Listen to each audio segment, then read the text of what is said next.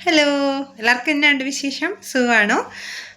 നമ്മുടെയൊക്കെ ജീവിത കാലഘട്ടത്തിൽ പഠിക്കുന്ന കാലഘട്ടമാണ് ഏറ്റവും രസമെന്ന് എല്ലാവരും പറയാറുണ്ട്. അത് സത്യം തന്നെയാണ്. പഠിക്കുന്ന കാലം തന്നെയാണ് ഏറ്റവും സുന്ദരം. നമുക്ക് മറക്കാനാകാത്ത പല അനുഭവങ്ങളും ഈ പഠന കാലഘട്ടത്തിൽ കിട്ടാറുണ്ട്. ഞങ്ങൾ നേഴ്സിംഗ് പഠിച്ചപ്പോഴാണല്ലേ ഞങ്ങൾക്ക് സെക്കൻഡ് ഇയർ നേഴ്സിംഗ് ആകുമ്പോഴത്തേക്കും ഞങ്ങൾക്ക് ഒരു സൈക്കാട്രി പോസ്റ്റിംഗ് എന്ന് പറഞ്ഞൊരു സംഭവം ഉണ്ടായി. അപ്പോൾ ഒരു മാസം നമ്മൾ പഠിക്കുന്ന സ്ഥലത്തു നിന്നെല്ലാം മാറി വേറൊരു ഹോസ്പിറ്റൽ, അതായത് മെൻ്റലി ചലഞ്ചഡ് ആയിട്ടുള്ള ആൾക്കാർ ട്രീറ്റ് ചെയ്യുന്ന മെൻ്റൽ ഹോസ്പിറ്റലിലായിരിക്കും നമുക്ക് ഡ്യൂട്ടി. അപ്പം നമ്മുടെ ഫുൾ 24 അവർ നമ്മൾ അവരുമായിട്ട് എൻഗേജ്ഡ് ആയിരിക്കും. അപ്പം നമ്മൾ സ്റ്റുഡൻ്റ് അല്ലേ, അപ്പം നമ്മൾ ഒത്തിരിയൊന്നും നമുക്ക് കാര്യമായിട്ടൊന്നും അന്നേരം അറിയില്ല. ജസ്റ്റ് പഠിച്ചു വരുന്നതേ ഉള്ളൂ. എങ്ങനെ ഇവരെ ഹാൻഡിൽ ചെയ്യണമെന്നോ അങ്ങനത്തെ കാര്യങ്ങളൊന്നും നമുക്ക് അത്രയ്ക്ക് അറിവുള്ള സമയമല്ല ആ സമയം. ഒരു ദിവസം ആണേലുണ്ടല്ലോ ഞാൻ എല്ലാവരോടും ഒത്തിരി സംസാരിക്കുമായിരുന്നു. എനിക്ക് ഭയങ്കര ഇഷ്ടമാണ് സംസാരിക്കാനൊക്കെ. അപ്പം അവരോട് സംസാരിക്കുകയെന്ന് വെച്ച് കഴിഞ്ഞാൽ ഒരു പ്രത്യേക രസമാണ് അവരോട് സംസാരിക്കാനും. ആ ഒരു ടൈം ഭയങ്കര ഒത്തിരി നമുക്ക് സന്തോഷം തരുന്നൊരു സമയമാണ് അങ്ങനെയുള്ള ആൾക്കാരോട് സംസാരിക്കുക എന്ന് പറയുന്നത്.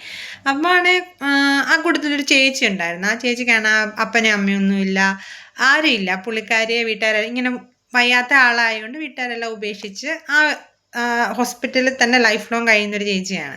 പക്ഷെ കണ്ടാൽ നമുക്ക് അങ്ങനെ അസുഖം ഉണ്ടെന്ന് തോന്നത്തൊന്നുമില്ല. വെറും പാവം പോലെ തോന്നുവേ.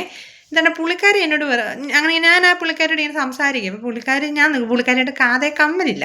അപ്പം ഞാൻ വെറുതെ ഒന്ന് ബൂസ്റ്റപ്പ് ചെയ്ത് വിടാമെന്നുള്ള രീതിയിൽ ഞാൻ പറഞ്ഞു, ചേച്ചി ഭയങ്കര സുന്ദരിയാണ്, പക്ഷേ കാതേ 2 കമ്മലൂടെ ഉണ്ടായിരുന്നു, സൂപ്പറായിരുന്നേന്ന് പറഞ്ഞേ.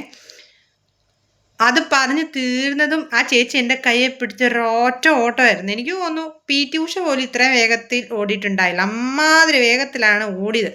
എനിക്ക് ടെൻഷനാകാൻ തുടങ്ങി. കാരണം ഞാനോർത്ത് ചേച്ചി വയലൻ്റ് ആകാൻ പോവാ, എന്തോ സംഭവിക്കാൻ പോവാ, ഞാൻ എൻ്റെ ജീവിതം ഇതോടെ തീർന്നെന്നൊക്കെ ഞാൻ ഓർക്കുവാണ്. അത് അത്രയ്ക്ക് വേഗത്തിൽ എൻ്റെ കൈ ഇങ്ങനെ മുറുക്കി. കാരണം ശരിക്കൊന്നും ഇച്ചിരി ബുദ്ധിമുട്ടുള്ളവർക്കൊക്കെ ഭയങ്കര ശക്തിയാണെന്ന് ഇങ്ങനെ പറയാനായിട്ട്. സത്യമാണെന്ന് അറിയത്തില്ല, എൻ്റെ കൈ ഇങ്ങനെ മുറുക്ക പിടിച്ചേക്കുവാ.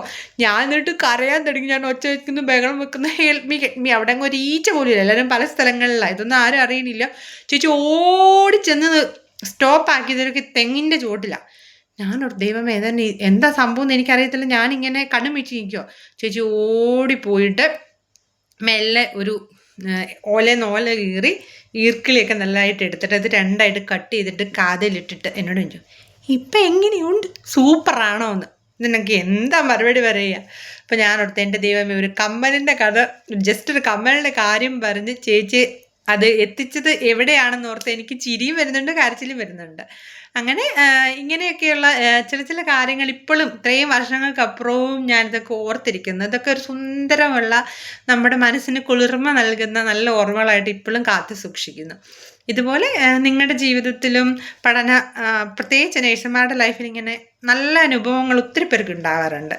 ഇങ്ങനെയുള്ള അനുഭവങ്ങൾ ഉണ്ടായിട്ടുള്ളവർ please comment, like, subscribe. Okay, നിങ്ങൾക്ക് ഇഷ്ടപ്പെടുമെങ്കിൽ ഇതുപോലത്തെ എൻ്റെ ജീവിതത്തിലെ പല നേഴ്സിംഗ് അനുഭവങ്ങൾ, കൊച്ചു കൊച്ചു അനുഭവങ്ങളൊക്കെ ആയിട്ട് ഞാൻ വീണ്ടും വരുന്നതാണ്. അപ്പോൾ ടാറ്റാ, ബൈ ബൈ. ഓക്കെ, എല്ലാവരും സേഫായിട്ടിരിക്കും കേട്ടോ.